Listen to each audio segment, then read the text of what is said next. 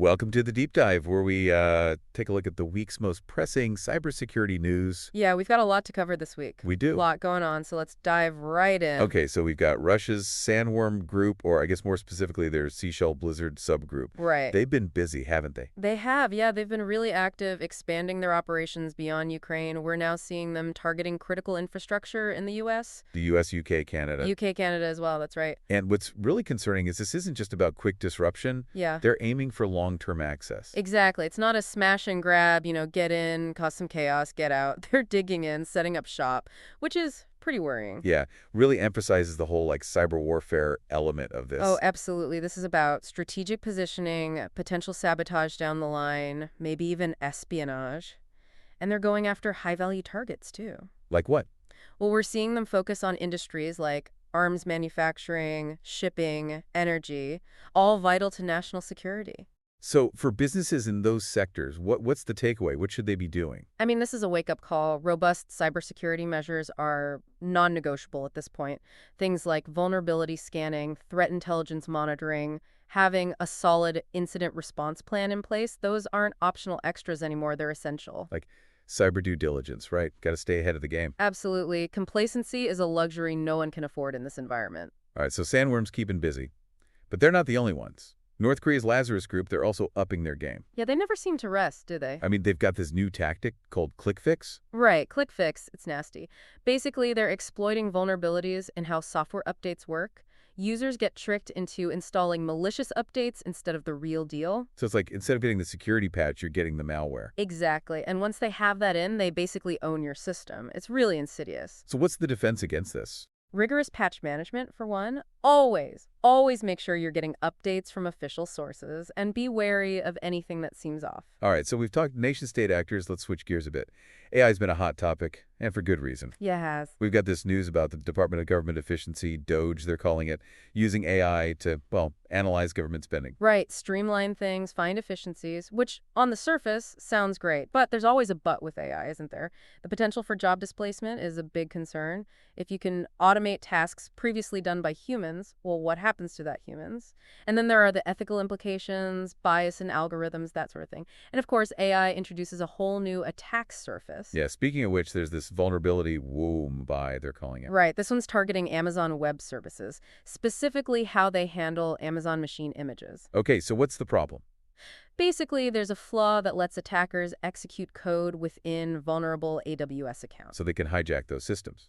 Exactly. Take control, do whatever they want. It's a prime example of how AI, even in the cloud, needs serious security built in. So it's not just about securing the systems AI is protecting, it's about securing the AI itself. Exactly. It's a whole new dimension of cybersecurity that we're only just beginning to grapple with. It's a lot to think about. All right, so for our final news item, this one's a bit of a, well, a blast from the past. Oh, yeah. You ready for this? Buffer overflows. No way. Are those still a thing? They are. Seriously, I thought we were past that. Apparently not. The FBI and CISA are actually urging developers to finally eliminate these things. Good grief. They're calling them unforgivable defects. Which, honestly, at this point, they kind of are. I mean, buffer overflows have been around forever. We know how to prevent them. It's basic coding hygiene. And yet, they're still causing problems. They are. Take the recent PostgreSQL vulnerability, CVE 2025-1094. That was a buffer overflow. And guess what? It was exploited in attacks against Beyond Trust products. Real-world consequences. So what's the lesson here? Back to basics, right? Absolutely. Secure coding practices are not optional. It's about time we stop treating them like they are. And if you're a software user, demand transparency from your vendors, ask them about their security practices, make sure they're taking this stuff seriously. All right, so buffer overflows, a reminder that sometimes the oldest tricks are still the most effective. But now let's move on to a topic that's very much of the moment.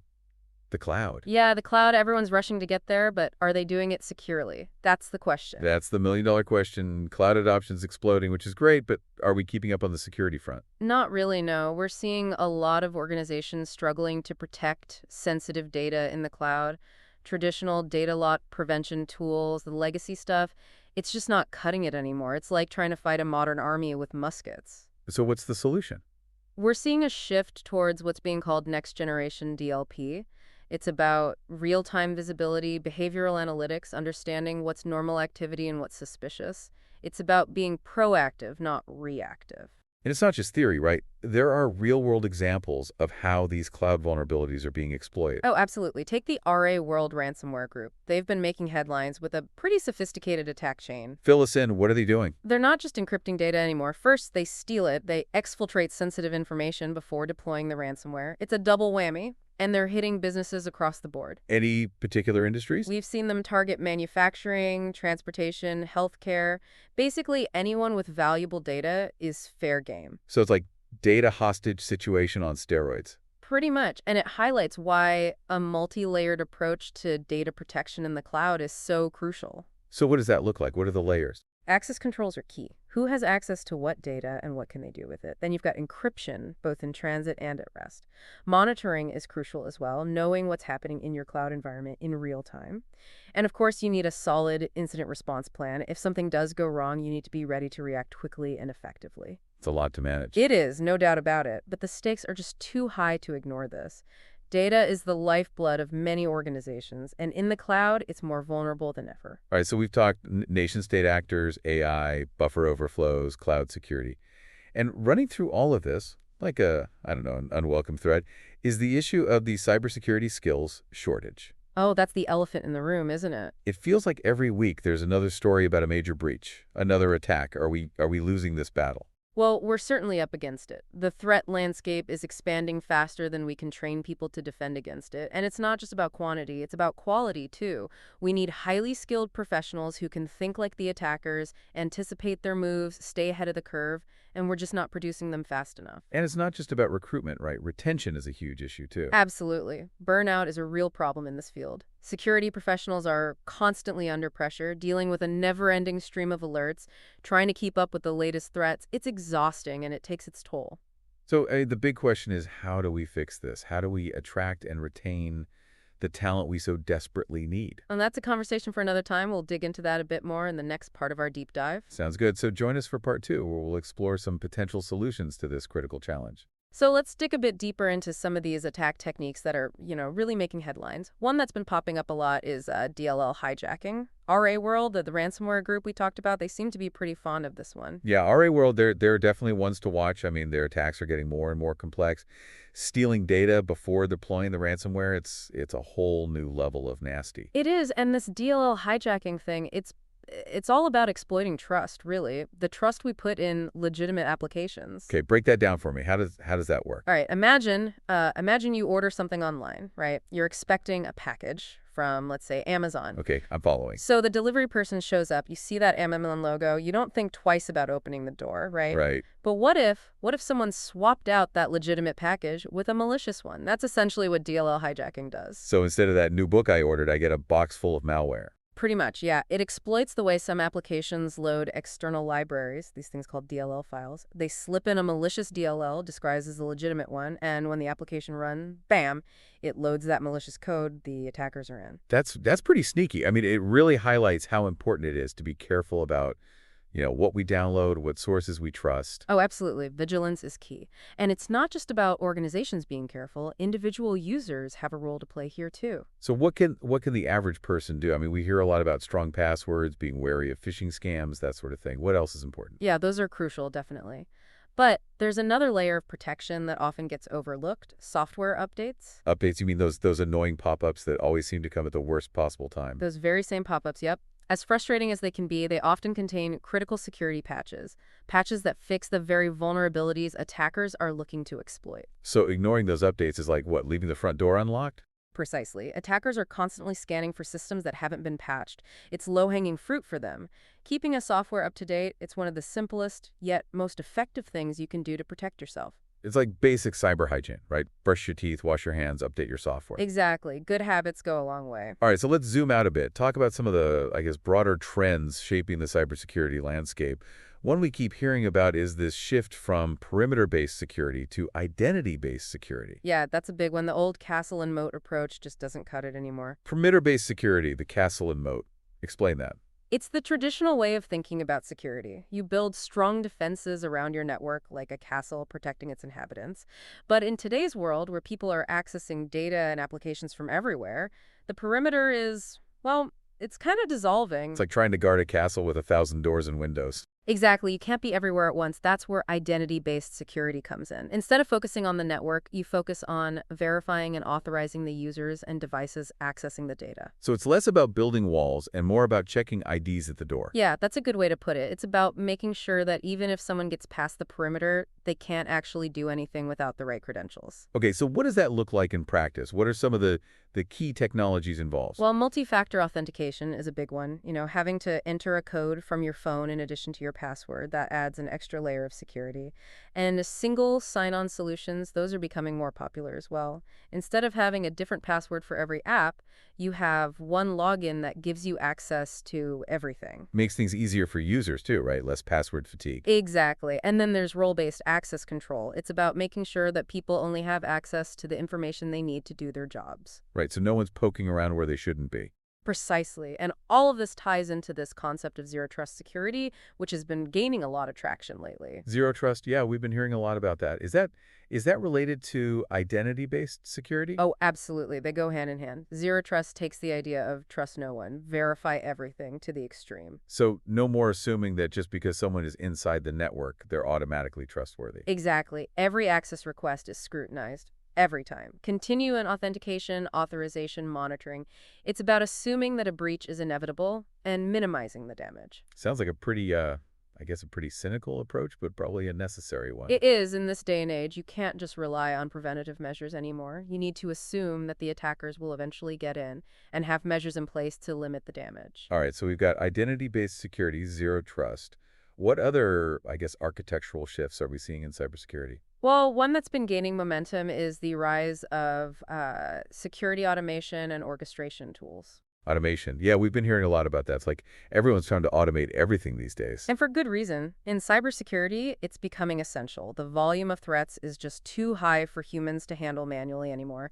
We need machines to help us. So what are these tools actually doing? Oh, all sorts of things. Vulnerability scanning, threat detection, incident response, compliance management. They can analyze huge amounts of data, identify patterns, and even take actions automatically. So it's like having an army of virtual security guards working 20/47. That's a good analogy. They can really augment human security teams, free them up to focus on more strategic tasks. Okay, so automation is key. But as we talked about earlier, there's a huge shortage of skilled cybersecurity professionals. Right, back to that elephant in the room. Exactly. So how do we solve this? How do we attract and retain the talent we need? Well, it's a complex issue, no easy answers, but I think the first step is recognizing that this is not just a technical problem, it's a human problem. What do you mean by that? We need to start treating cybersecurity professionals like, well, professionals. Competitive salaries, good benefits, opportunities for growth and development. We need to create a culture where people feel valued, respected, supported, because right now, a lot of them are burning out, leaving the field. Yeah, like I could see that. It's a high-stress job, and there's always this feeling of being one step behind the attackers. Exactly, and the stakes are incredibly high, so we need to do a better job of taking care of the people on the front lines. It's not just about attracting talent. It's about keeping the talent we have. Absolutely, and that means investing in them, supporting them, giving them the resources they need to succeed. So we've covered a lot of ground. Nation-state attacks, AI, good old buffer overflows, cloud security. I mean, it's a lot to digest. Yeah, it's a fire hose of information, isn't it? And we've only just scratched the surface, really. The cybersecurity landscape is vast, constantly shifting, new threats popping up all the time, attackers always looking for new angles. It can feel, well, a bit overwhelming, even for those of us who, try to keep up with this stuff. So for organizations trying to navigate this increasingly complex threat landscape, what's the key takeaway? I think the main thing to remember is that cybersecurity is not a one-time fix. It's not something you check off a list and then you're done. It's a continuous journey. You've got to be vigilant, adapt, always striving to improve. So it's not enough to just set it and forget it. Not a chance. No, you've got to be proactive, constantly assessing risks, testing your defenses, adapting to the ever-changing threat landscape. It's a marathon, not a sprint. So, okay, practical steps. What can organizations do to improve their security posture? Well, one of the most fundamental things is establishing a strong security culture. It's not just about technology, it's about people. People, yeah, we've talked about strong passwords, being aware of phishing attack. What else can organizations do to educate their employees? Regular security awareness training is absolutely essential. And make it engaging, make it relevant to people's actual work. Don't just, death by PowerPoint. No more death by PowerPoint. I like that. Yeah, use real-world examples, interactive scenarios, maybe even a little humor. You want people to walk away feeling empowered, not, overwhelmed and terrified. Right. Informed, not scared. Exactly. So security awareness is crucial. But beyond that, it's about implementing a layered security approach. Layered security. What does that mean? It's about combining preventative, detective, and corrective controls. Think of it as building a fortress with multiple layers of defense. So if one layer fails, the others are there to back it up. That's the idea. Preventative controls are like your moat and your drawbridge. Things like firewalls, intrusion detection systems, anti-malware software, trying to stop attacks before they even happen. Okay, and what about detective controls? Those are like the guards patrolling the walls, looking for signs of intrusion. They're designed to identify attacks that have already gotten through so you can respond quickly. Things like security information and event management systems, log analysis tools, threat intelligence platforms. So you can see what the attackers are doing, even if they've managed to get past your initial defenses? Exactly. And then you've got corrective controls. Those are like the reinforcements that arrive after the castle's been breached. Things like incident response plans, disaster recovery plans, backup and recovery systems. It's about mitigating the impact of an attack and getting back to normal as quickly as possible. It's a comprehensive strategy, but also, I imagine, a complex one to implement. A lot of organizations, especially smaller ones, they may not have the resources to do all of this. Yeah, that's a valid point. For organizations with limited resources, I'd say start with the basics. Strong passwords, multi-factor authentication, regular software updates, those are low-hanging fruit that can make a huge difference. And then prioritize based on your specific risks. You don't have to do everything at once. Take a phased approach, build your defenses over time. And don't be afraid to seek help from outside experts, right? Absolutely. There are lots of great cybersecurity consultants and managed security service providers out there who can provide guidance and support, especially for organizations that don't have, a dedicated security team in-house.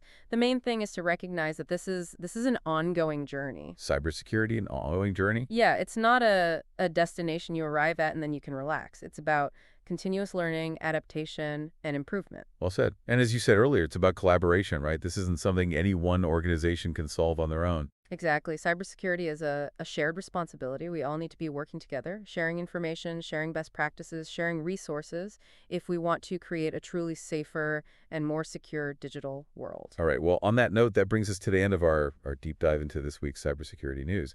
It's been, I think it's safe to say, a fascinating and at times a bit sobering look at the challenges we face in this ever-evolving landscape. It has been that, but it's also been a reminder of the incredible ingenuity and resilience of the cybersecurity community.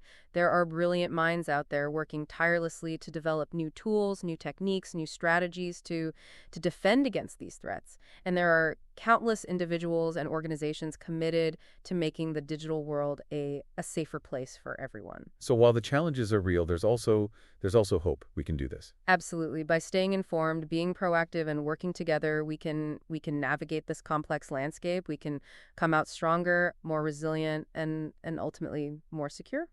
Well said. Thank you for joining us on this deep dive. Until next time, stay safe out there in the digital world. 1720.